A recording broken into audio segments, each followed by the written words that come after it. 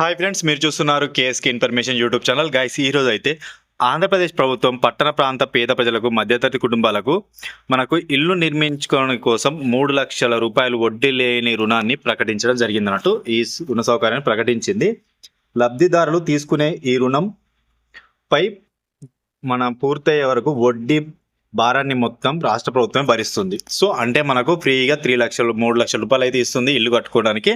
So దీనికి 3,00,000 గాను వడ్డీ అయితే అసలు ఏమి లేదు. వడ్డీకి సంబంధించినంతా మనకు గవర్నమెంటే కట్టుకుంటుంది. సో మనకు పథకం యొక్క ముఖ్య వివరాలు చూసుకుంటే వడ్డీ భారం లేదన్నట్టు. లబ్ధిదారులు తీసుకునే 3,00,000 లోన్పై ఒక్క రూపాయి కూడా వడ్డీ చెల్లించాల్సిన అవసరం లేదు. సో వడ్డీ ఒక్క రూపాయి అయినా ప్రభుత్వమే చెల్లిస్తుంది. మనకు ప్రయోజనం ఏమిటంటే, సొంతింటి కల నెరవేర్చుకునేందుకు ప్రతి వ్యక్తి కష్టపడుతుంటారు కదా ఇల్లు కట్టుకోవాలని. సో వారి కోసమని మధ్యతరగతి అలాగే కుటుంబాలపై ఎలాంటి అదనపు భారం లేకుండా ఇల్లు కట్టుకోనికి ఇలా కల్పించింది అన్నట్టు.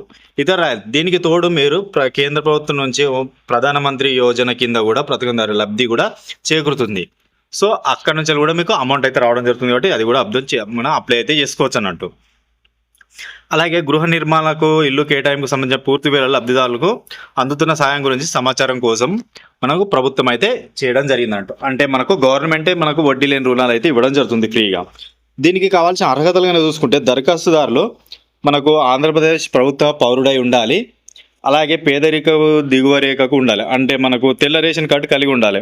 ఇంతకుముందు ఏదైనా గవర్నమెంట్ నుంచి మనకు గృహ నిర్మాణ పథకం కింద లబ్ధి పొంది ఉండకూడదు. సో లబ్ధి పొంది ఉన్నారు అనుకోండి, వాళ్ళకి కాదు, లబ్ధి పొందకుండా ఉంటారు చూడు గృహ నిర్మాణం కోసం, వాళ్ళకైతే మనకు ఇల్లు అయితే శాంక్షన్ అయితే చేయడం జరుగుతుంది అన్నట్టు.